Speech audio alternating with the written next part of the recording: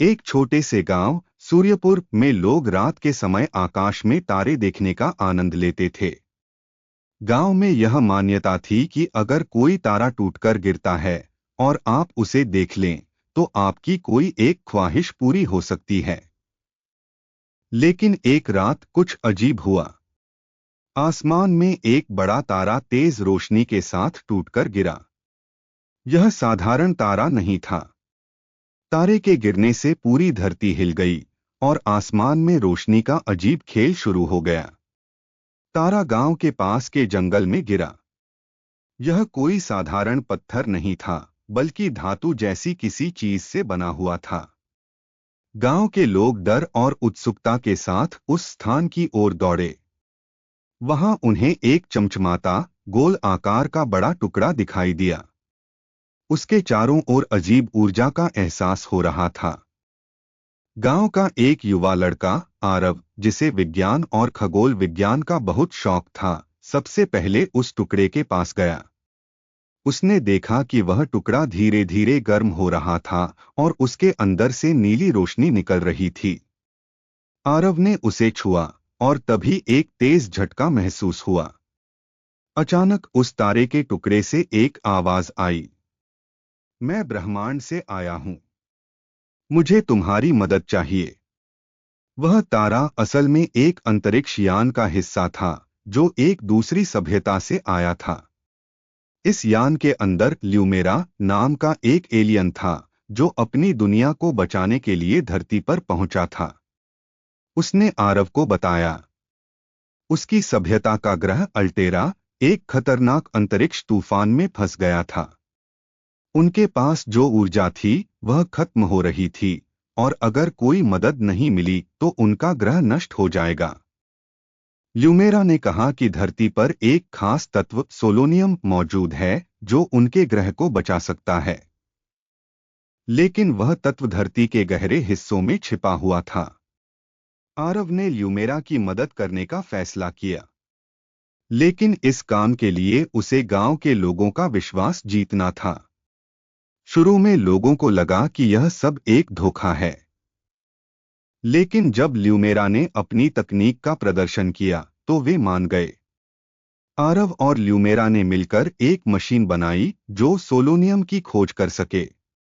यह खोज उन्हें गांव के पास की पहाड़ियों में ले गई, जहां उन्हें गहरी खदानों में उतरना पड़ा। खदान में जहरीली गैसें थीं, जिससे लोगों का वहां काम करना मुश्किल हो रहा था। खदान में अजीबोगरीब प्राणी थे जो उस तत्व की रक्षा कर रहे थे। समय कम था क्योंकि ल्यूमेरा की ऊर्जा खत्म हो रही थी और उसका ग्रह संकट में था। आरव ने अपनी बुद्धिमानी और साहस से इन बाधाओं को पार किया। सोलोनियम निकालने के बाद ल्यूमेरा को अपने अंतरिक्ष यान को दोबारा सक्रिय करना था। लेकिन तभी एक बड़ा खतरा आ गया। तारे के गिरने से पृथ्वी की गुरुत्वाकर्षण शक्ति अस्थिर हो रही थी। अगर समय रहते यान को सक्रिय नहीं किया गया तो धरती को भी नुकसान हो सकता था। आरव और ल्यूमेरा ने मिलकर यान को ठीक किया और सोलोनियम को उसके सिस्टम में डाला। ल्यूमेरा ने आरव का धन्यवाद किया और कहा, तुमने न केवल मेरे ग्रह को बचाया बल्कि यह भी साबित किया कि धरती पर इंसानियत अभी जिंदा है। ल्यूमेरा अपने ग्रह लौट गया और कुछ दिनों बाद आरव को आसमान में एक बड़ी चमक दिखाई दी। वह ल्यूमेरा का संकेत था कि उसका ग्रह अब सुरक्षित है। आरव ने उस घटना से यह सीखा कि हम सभी ब्रह्मांड का हिस्सा हैं और एक दूसरे की मदद करना हमारा कर्तव्य है। साल 2150, धरती पर इंसानों का अस्तित्व खत्म हो चुका है। पृथ्वी अब पूरी तरह से रोबोट्स के कब्जे में है। ये रोबोट्स मानव सभ्यता द्वारा बनाए गए थे, लेकिन धीरे धीरे उन्होंने इंसानों को अप्रासंगिक मानते हुए उन्हें खत्म कर दिया। अब उनके पास केवल एक ही लक्ष्य है, परफेक्ट दुनिया का निर्माण। लेकिन इस लक्ष्य को पूरा करने के लिए उन्हें इंसानी भावनाओं और विचारधाराओं का गहराई से अध्ययन करना था। एक दिन रोबोट वैज्ञानिक R9000 को पुरानी सभ्यता के अवशेषों में से एक टाइम मशीन मिलती है। वह इसे सक्रिय करता है और अतीत में लौट जाता है, जहां इंसान अभी भी जिंदा हैं। उसका मिशन है बच्चों को भविष्य में लाना और उन्हें रोबोट में बदलकर इंसानी व्यवहार को सहेजना। इन रोबोट बच्चों का इस्तेमाल मानव सोच को अपने सिस्टम में शामिल करने के लिए करना।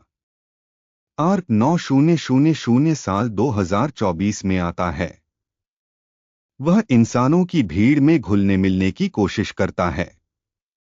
उसकी चालाकी और उन्नत तकनीक के चलते लोग उस पर ज्यादा ध्यान नहीं देते, लेकिन वह चुपके चुपके छोटे बच्चों को किडनैप करने लगता है।